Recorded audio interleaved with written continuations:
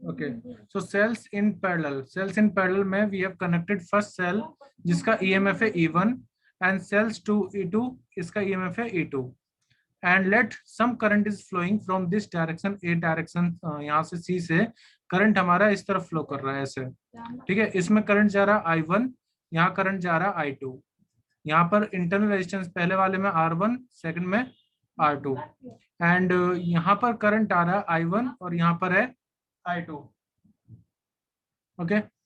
और फिर से जो टोटल करंट यहाँ से गया है उतने करंट यहाँ पर बाहर आ जाएगा due to conservation of charge.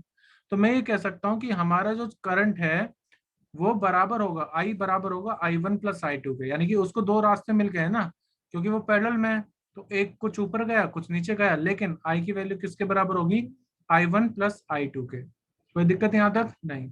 अब देखो यहाँ पर जो पोटेंशियल डिफरेंस होगा B1 B2 का, आप चाहे ऊपर वाले पोर्शन को लो या आप नीचे वाले पोर्शन को लो, दोनों का पोटेंशियल डिफरेंस बराबर होगा ना। तो पहले पोटेंशियल डिफरेंस लिख लेते हैं ऊपर के लिए। तो V1 B2 का जो पोटेंशियल डिफरेंस होगा, क्या मैं कह सकता हूँ वो बराबर होगा E1 minus I1 into R1 के। कैन आई से सो? अगर इक्वेशन क्लियर हो तो ये B1 से B2 का डिफरेंस ऊपर वाले के लिए, फर्स्ट सेल के लिए, यहाँ से ऐसे it will be equal to E1 minus I1 R1। Similarly अगर मैं लोअर वाले वायर की बात करूं, लोअर वाले पोर्शन की बात करूं, तो यहाँ पर भी B1 B2 की जो वैल्यू होगी that will be equal to E2 minus I2 into में R2। Yes sir. ओके ठीक है, E2 माइनस I2। मैं इसको अपनी अभी के लिए सेकंड इक्वेशन कंसिडर कर रहा हूँ। और ये सब क्या है एक्चुअली, B1 B2 क्या है, ये A और C तो है, तो इसी को मैं डायरेक्टली लिख सकता हूँ, it is the potential difference between AC, this is also the potential difference between AC, है ना, दोनों बराबर ही होंगे। और अगर मैं इक्विवेलेंट सर्किट के लिए यही इक्वेशन लिखता हूँ तो VAC की जो वैल्यू होगी वो बराबर होगी E equivalent minus IR equivalent के बराबर, ठीक है। VAC बराबर होगा E equivalent minus IR equivalent के। अब देखो हमारे पास तीन इक्वेशन आ गई। अब आप सोचो इस इक्वेशन को हमने क्यों लिखा होगा, बिना वजह तो हम कुछ काम करते नहीं है। तो अब आप एक काम करो, इसका थोड़ा इस्तेमाल कर लेते हैं, I equal to I1 plus I2 का। तो फर्स्ट इक्वेशन में से, सेकंड इक्वेशन में से और थर्ड इक्वेशन में से I की वैल्यू, I1 की वैल्यू और I की वैल्यू निकालो और यहाँ पर पुट कर दो, ठीक है। करते हैं। देखो यहाँ पर अगर मैं इस इक्वेशन को देखूं तो I की वैल्यू, सोचना मैं डायरेक्टली लिख रहा हूँ, आप सोचना क्या मैं लिख सकता हूँ, it will be equal to IR equivalent will be equal to E equivalent minus VAC and it can be written as I equal to E equivalent minus VAC upon R equivalent. लिख सकते हैं इसको ऐसे, yes I की sir. Value, okay. तो मैं इसको यहाँ पर लिख रहा हूँ I की वैल्यू को, it will be equal to E equivalent minus VAC upon में R equivalent equal to I1 की वैल्यू कितनी होगी, I1 की वैल्यू यहाँ से फाइंड करो। अगर मैं डायरेक्ट लिखूं तो it will be equal to E1 minus E by R1 R1 plus, अगर मैं I2 की वैल्यू सेकंड इक्वेशन से लिखूं तो वो बराबर होगी E2 माइनस VAC अपॉन में R2, ठीक है। इस तरह से हम लिख सकते हैं। यहाँ पर जो इक्विवेलेंट की वैल्यू है, इक्विवेलेंट की वैल्यू वो बराबर है, मैंने आपको बता दिया था, इक्विवेलेंट की वैल्यू यहाँ पर बराबर हो जाएगी VAC प्लस IR इक्विवेलेंट, ठीक है। तो इसी तरह की देखो, अब हमें क्या करना है, हमें लिखना इक्विवेलेंट कितना होगा और R इक्विवेलेंट क्या कितना होगा, वो हमें कंपेयर करना है। तो एक काम करते हैं, यहाँ से VAC जो है ना उसको आप एक तरफ ले आओ, VAC को एक तरफ,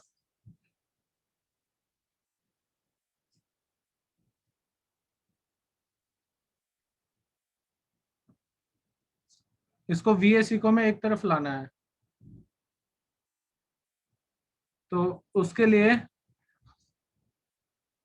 मुझे, आप एक बार ये क्वेश्चन लिख लो, फिर इसके बाद मैं बताता हूँ, स्पेस कमी है तो मैं उसको इरेज करूंगा फिर आगे का काम करूंगा, आप इतनी चीज पहले लिख लो।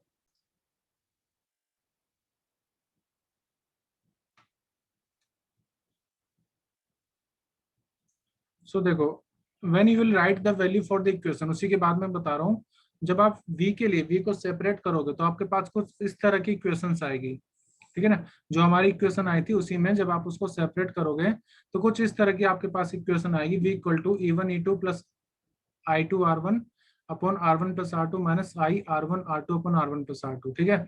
अब जब आप इसको कंपेयर करोगे v को e equivalent minus i r equivalent से, ठीक है। Sir, you are not audible. के I am not audible, just minute. Okay, so अगर आप इसी इक्वेशन को कंपेयर करो जनरल इक्वेशन से, तो देखो ई इक्विवेलेंट को कंपेयर करोगे तो ई इक्विवेलेंट कितना आ जाएगा, E1 R2 plus E2 R1 upon R1 plus R2, ये तो आ गया ई इक्विवेलेंट। मतलब अब ये वैसा नहीं है जैसे हम सीरीज में कर रहे थे, सीरीज में तो डायरेक्टली सम होकर के मिल जा रहा था, लेकिन यहाँ पर जो रेजिस्टेंस है उनका भी इफेक्ट आएगा। और जो आर इक्विवेलेंट है वो वैसा ही है जैसा कि आप पैरेलल में करते हो। पैरेलल में यही तो होता है, अगर दो रेजिस्टेंस है तो मल्टीप्लाई अपॉन एडिशन ही तो होता है नेट इक्विवेलेंट। तो जो आर इक्विवेलेंट है उसमें तो कोई टेंशन लेनी नहीं है आपको, जैसा नॉर्मली होता है वैसा ही यहाँ पर भी है। लेकिन हाँ, इसके बारे में आपको सोचना पड़ेगा, ई इक्विवेलेंट इक्वल टू कितना हो जाएगा, E2, मतलब कि आपको कॉम्बिनेशन बनाना है 12-21 का। ये आप मैथ्स में भी इस तरह की क्वेश्चन पढ़ते होंगे, E1 R2 plus E2 R1 1221 upon R1 plus R2, नीचे कितना आ जाएगा, टोटल इक्विवेलेंट रेजिस्टेंस। ठीक है, क्लियर यहाँ तक चीजें? Yes sir. ओके, अभी एक इक्वेशन हम और बनाएंगे इसके बाद में, आप पहले ये इक्वेशन लिख लीजिए।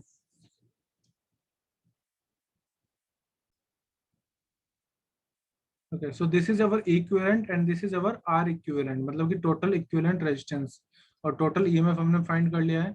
अब इसको देखो फाइनली बना लेते हैं अपने फाइनल इक्वेशन। हमारा इक्विवेलेंट आ गया E1 R2 E2 R1 upon R1 plus R2, और R इक्विवेलेंट आ गया हमारा R1 R2 upon R1 plus R2, ठीक है। लेकिन ये तो सिर्फ दो के लिए, अगर इस तरह के हमारे पास बहुत सारे सेल हैं तो थोड़ी ना हम ये कॉम्बिनेशन बना पाएंगे, इसको नहीं लिख पाएंगे। तो उस केस में हम देखो कैसे लिखेंगे, 1 अपॉन R इक्विवेलेंट तो वैसे ही होगा जैसा कि आप करते हो, R3 प्लस R4 जितने भी होंगे रेसिप्रोकली ऐड कर देना है।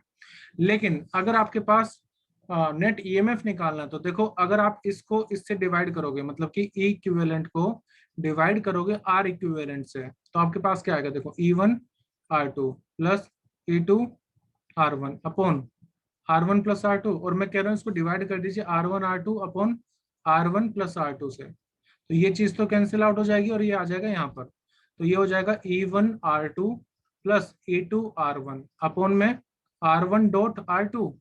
अब देखो ये हो गया हमारा, अलग अलग सेपरेट कर दो इनको, कैसे बता देता हूँ, इसको इससे डिवाइड कर दो और इसको इससे डिवाइड कर दीजिए, तो कितना हो जाएगा हमारे पास, E1 R2 upon R1 plus R2, sorry R1 into R2 plus E2 R1 upon R1 dot R2। तो यहाँ से R2 को कैंसिल कर दो, कितना मिल गया, E1 अपॉन R1 प्लस यहाँ से R1 को कैंसिल कर दो, कितना मिल गया, E2 अपॉन R2। तो इसी तरह से अगर आपके पास 3 भी है तो कितना आ जाएगा, E3 अपॉन R3, फोर्थ भी है तो E4 अपॉन R4, इस तरह से E5 upon R5। I hope it is clear now to everyone. इस तरह से हम इक्विवेलेंट या आर इक्विवेलेंट निकाल सकते हैं।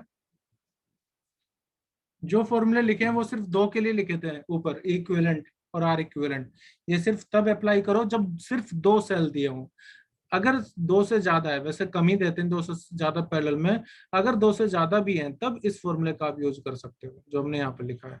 मतलब equivalent upon R equivalent will be equal to E1 upon R1 plus E2 upon R2 plus E3 upon R3, मतलब सेम ईएमएफ को सेम वाले रेजिस्टेंस से डिवाइड कर देना, जो ईएमएफ है उसी को उसी के रेजिस्टेंस से डिवाइड कर दो, तो आपके पास रेशियो आ जाएगा E equivalent upon R equivalent का। So the derivation is clear to everyone now? Yes, sir. Okay.